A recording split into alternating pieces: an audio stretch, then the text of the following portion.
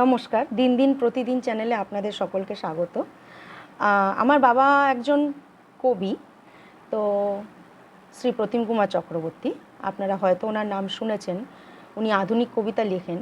তো ওনারই লেখা এই পরিবেশের ওপর, এই বর্ষার শুরুতে এই যে সুন্দর বৃষ্টি হচ্ছে তার ওপর একটা ছোট্ট কবিতা বাবা আমাকে আজকে সকালবেলা লিখে পাঠিয়েছে।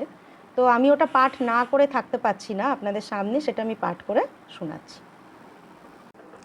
কবিতাটা শুনে অবশ্যই জানাবেন কেমন লাগলো কবিতাটি। চলুন পাঠ করছি।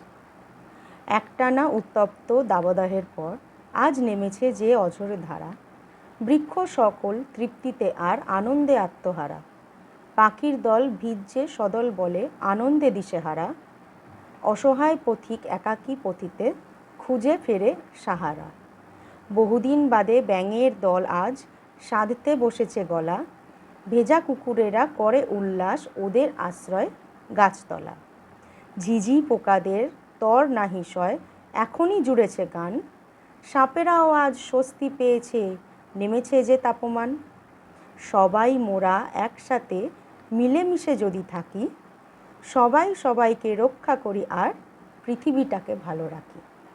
নমস্কার। কমেন্ট বক্সে অবশ্যই জানাবেন কেমন লেগেছে কবিতাটি। কবি শ্রী প্রতিম কুমার চক্রবর্তী আর পাঠিকা দেবাহুতি চক্রবর্তী। নমস্কার।